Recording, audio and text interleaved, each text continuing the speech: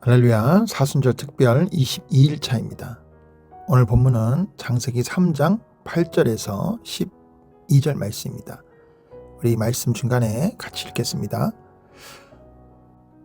만약 하나님이 지금 여러분을 부르신다면 여러분은 어디 있습니까? 혹시 예배 자리에 앉아 있는데 마음은 이미 딴 곳에 가 있던 적은 없으셨습니까? 찬양을 부르는데 입만 움직이고 가슴은 텅 비어 있지는 않았습니까? 오랫동안 하나님 앞에 제대로 선 것이 언제인지 기억도 나지 않는 분이 혹시 계십니까? 오늘 하나님이 바로 그 자리로 찾아오셨습니다. 8절 말씀입니다.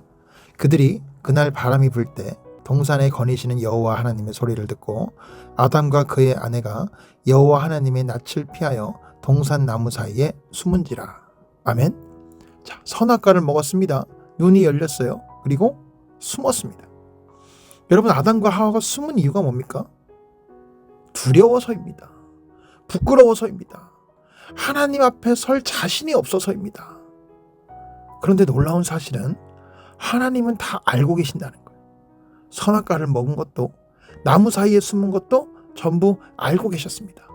그런데 그 하나님이 먼저 찾아오십니다. 9절입니다.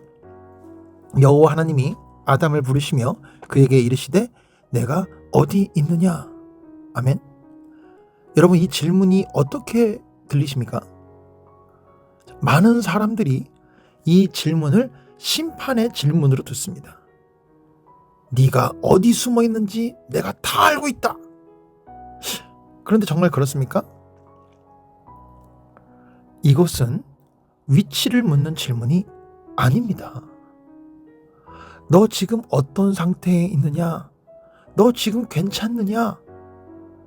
여러분, 이것은 걱정하는 아버지의 목소리입니다. 내가 어디 있느냐? 이것이 이 새벽 오늘 하나님이 저와 여러분에게 던지시는 사랑의 부르심입니다. 그런데 아담이 어떻게 대답했는지 보십시오. 10절 말씀입니다. 이르되 내가 동산에서 하나님의 소리를 듣고 내가 벗었으므로 두려워하여 숨었나이다. 아멘. 벗은 것이 두렵습니다. 부끄럽습니다. 그래서 숨었다고 합니다. 여러분, 이게 지금 우리의 이야기가 아니길 바랍니다. 기도가 끊겼습니다. 말씀이 멀어졌습니다. 교회에 나오는데 하나님과는 아무런 관계가 없는 것 같습니다. 그런데 그 상태를 고백하기가 너무 부끄럽습니다. 신앙생활을 오래 해서 지금 이 상태를 더 드러낼 수가 없습니다. 그래서 더 깊은 나무 사이로 숨습니다. 사랑하는 여러분, 지금 여러분이 숨어있는 나무는 무엇입니까? 바쁜 일상입니까? 오래된 상처입니까? 아니면 오랫동안 해결되지 않은 하나님을 향한 원망입니까? 본문 11절에서 하나님이 물으십니다. 누가 너의 벗었음을 내게 알렸느냐? 내가 내게 먹지 말라 명한 그 나무 열매를 네가 먹었느냐? 아멘. 자, 그러니까 아담이 뭐라고 대답을 합니까? 12절 말씀입니다. 아담이 이르되 하나님이 주셔서 나와 함께 하신 여자 그가 그 나무 열매를 내게 주므로 내가 먹었나이다. 자, 이 대답이 정말 대단합니다. 그렇죠? 누구 탓을 해요? 하와 탓을 합니다. 그런데 더 놀라운 것이 뭔지 아십니까? 하나님이 주셔서 나와 함께 있게 하신 여자.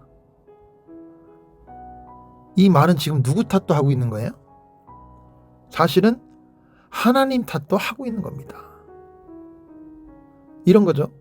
하나님이 이 여자를 주지 않으셨으면 이 일도 없었을 것 아닙니까? 여러분은 어떻게 생각하십니까? 사람이 잘못을 저질렀을 때 가장 먼저 나오는 반응이 부정이에요. 마지막 7번째야 겨우 용서를 구한다고 합니다. 그만큼 내가 잘못했습니다라는 말이 인간에게 가장 어려운 말입니다. 실패와 패배의 인정이기 때문이에요. 그런데 성경은 이 말에서 모든 것이 시작된다고 합니다. 사랑하는 여러분, 지금 저와 여러분의 가정에, 직장에, 학교에, 관계에, 교회에 문제가 있다면 나는 무엇을 탓하고 있습니까? 배우자입니까? 부모입니까? 자녀입니까? 환경입니까? 아니면 은밀하게 하나님입니까? 하나님이 이런 가정에 태어나게 하지 않으셨으면, 이런 사람을 배우자로 주지 않으셨다면, 이런 직장을, 이런 학교를 주시지 않았다면 내 인생이 달랐을 텐데. 이것이 나무 사이에 숨어서 하나님께 하는 말입니다. 그런데 놀랍고도 놀라운 하나님의 은혜가 있어요. 그 말을 다 들으시고 하나님은 아담을 버리셨습니까?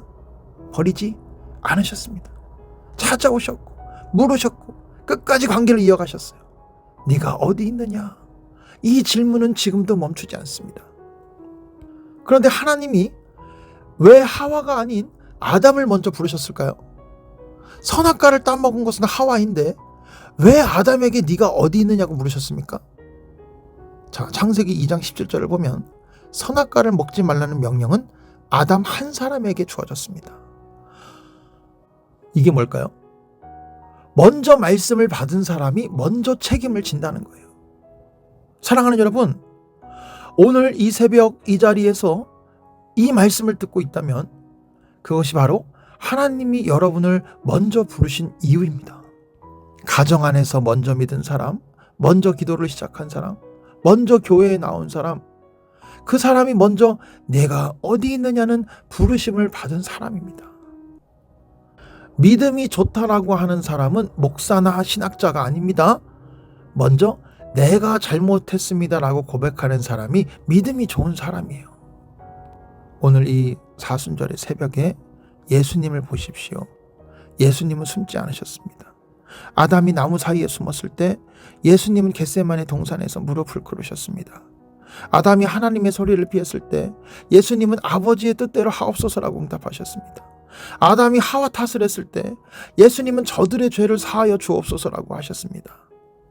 예수님은 아담이 하지 못한 것을 전부 하셨습니다. 그리고 그 예수님이 오늘 저와 여러분 안에 계십니다. 그 예수님의 이름으로 우리도 나무 사이에서 나올 수 있습니다.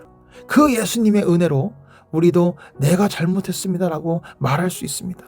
그 예수님의 피가 우리의 부끄러움을 씻어내십니다. 하나님은 예수님의 피로 씻기시고 예수님으로 입혀주시며 새로운 피조물로 만드십니다. 그 은혜가 오늘 새벽 이 자리에서 시작되는 줄 믿습니다.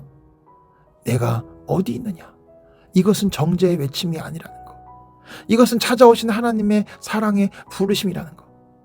숨어있는 나를 먼저 찾아오신 하나님, 다 알면서도 끝까지 기다리시는 하나님, 그 하나님이 지금 이 새벽 여러분을 부르고 계십니다.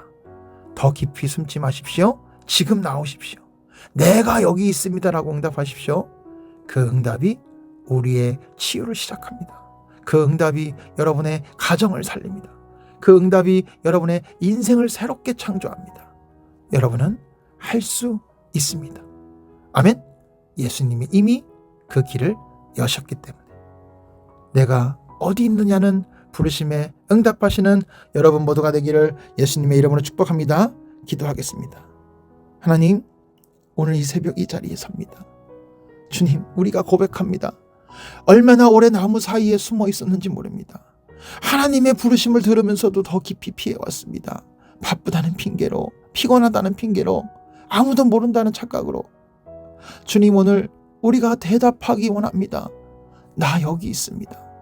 가정의 잘못을 내 잘못으로, 교회의 허물을 내 허물로, 이 시대의 죄를 내 죄로 고백하는 용기를 주옵소서. 예수님이 겟세마네에서 피하지 않으셨듯이 우리도 오늘 하나님 앞에 나아가게 하소서. 예수님의 피로 씻기시고 예수님으로 입혀주시어 이 사순절에 새로운 피조물로 창조하옵소서. 주님, 오늘 이 자리에서 응답하는 모든 분들의 삶 위에 치유와 회복의 역사를 시작하여 주시옵소서. 예수님의 이름으로 간절히 기도드립니다. 아멘.